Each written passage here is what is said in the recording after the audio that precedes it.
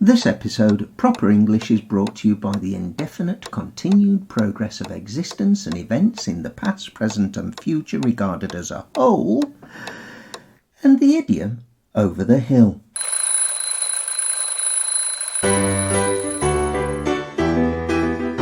Blimey, that introduction was a bit of a mouthful, Ali. It was, Dave. But you know, time is kind of a big concept. We needed to do it justice. Oh, okay. So, is this episode an existential and philosophical investigation into the nature of time and its existence or non-existence? No, I just thought we could try to explain some of the awkward ways we talk about time in English. Phew.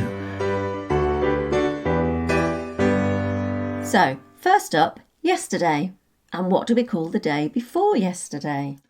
Unlike some languages, we don't have an actual word to describe 2 days ago, so we have to say the day before yesterday. Yep, and the same logic applies to tomorrow and the day after tomorrow. Ah. Oh. There is a word for the day after tomorrow, as it goes.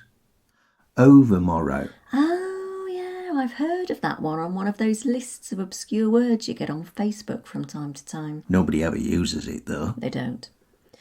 Anyway, when we're talking about weeks, we say last week and the week before last, or next week and the week after next. Last week we talked about numbers and calendars and the order in which we say months and dates. So have a listen to episode 18 if you haven't already.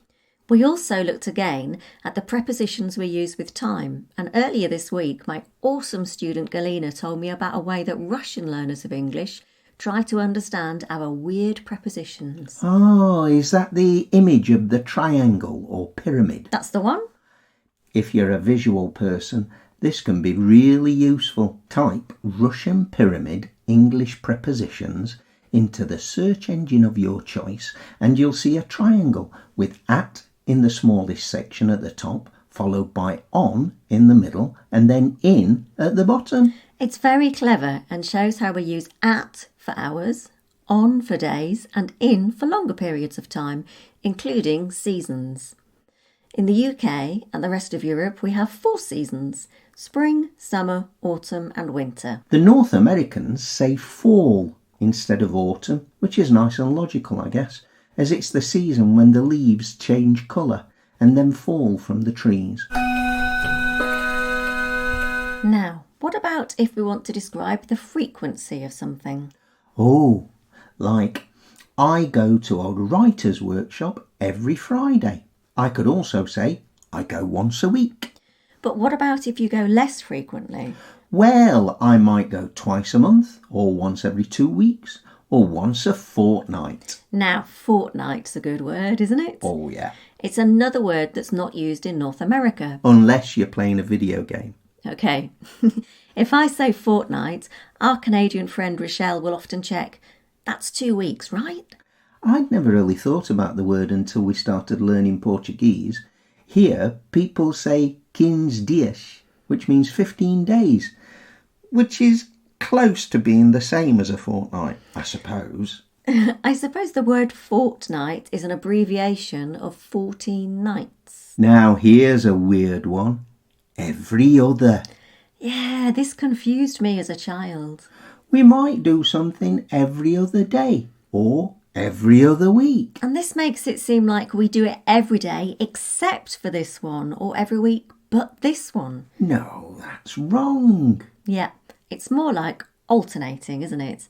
So if I eat chocolate every other day, I eat it on Monday, then Wednesday, then Friday, then Sunday, then Tuesday, and so on. And on Wednesday, you've got your dentist's appointment. OK, so what about telling the time? This can cause confusion. Yes, I think most students are confident with o'clock and the minutes. 2:05, 8:25, 10 to 7. Yeah, they don't seem to cause too many problems. The confusion starts with the fractions.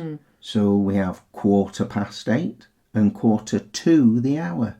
We can say 15 minutes to and 15 minutes past, but we'd never just say 15 past or 15 to. Yeah, weird.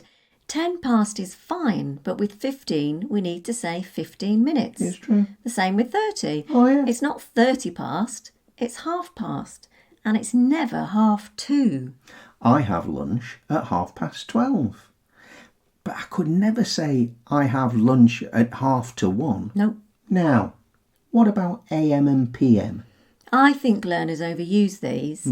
We use them in writing, but not so much in speaking. For example, your written contract at work might say lunch is from 1 until 2 p.m. But if a friend asked you what time you have lunch, you'd say I go for lunch at 1. Yes, it's lunch. It's the meal we eat in the middle of the day, so we don't need to clarify further. Now, of course, if you refer to your middle meal as dinner, which some Brits do, then you might need to clarify. We talked about the names we give to meals in Series 1, Episode 37. My goodness, that was a while ago, wasn't it? Back to AM, PM. A mistake I sometimes hear is I get up at 7 a.m. It's not wrong. No. It's very accurate. It's just not native-like. Unless you're a shift worker, the assumption will be that you get up in the morning. For us, the afternoon starts as soon as it's 12 o'clock, midday. Oh, yes. So if you greet someone after that, you say, good afternoon. This is regardless of whether you've eaten or not. Here in Portugal and in other cultures, people might only say good afternoon after they've eaten. Evening. Good evening to you too, Dave. No, I was just thinking that evening is a bit of a confusing concept because there isn't a strict time that it starts and ends. The Cambridge Dictionary defines it as the part of the day between the afternoon and the night. So from after 5 up until 8, 9? Nobody knows. That's not very helpful, is it? Nope. I think it's because it's associated with the sun going down, so it changes a bit with the time of year. We talk about the evening meal. Remember, for Brits, that can be tea, dinner or supper. And generally, people eating at home will have the evening meal between 6 and 7. Now, another interesting thing about evening is that we will greet someone by saying evening or good evening. Like we did just now. But when we leave, we'll say good night. Yeah. If you go to watch a band play live. Oh.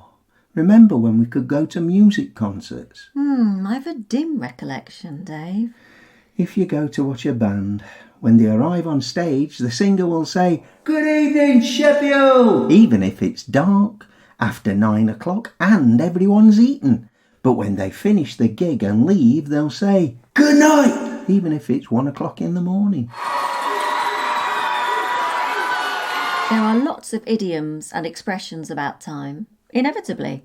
Time's a big deal, isn't it, Dave? It is, Ali. And would you believe it? Now it's time for Idiom of the Week. Idiom of the Week? Over the hill. This was inspired by my lovely student Alexandra in Astrakhan.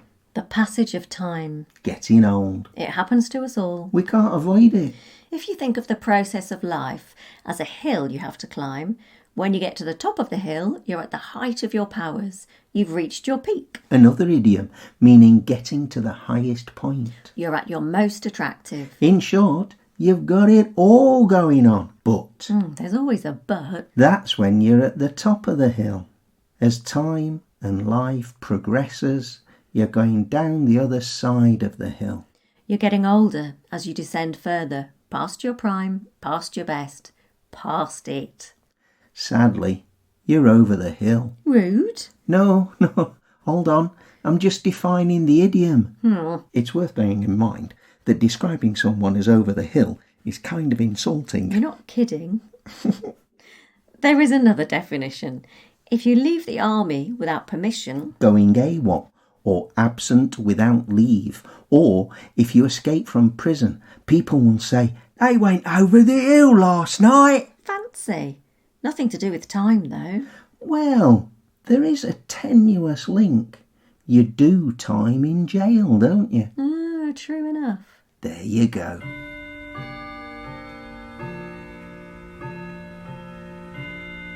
And here we are at the end of another episode of Proper English. As always, we hope you've enjoyed listening in on our conversation. We really do. Why not recommend us to a friend? Or a family member. Or a fellow student. It makes us so happy when we get new subscribers.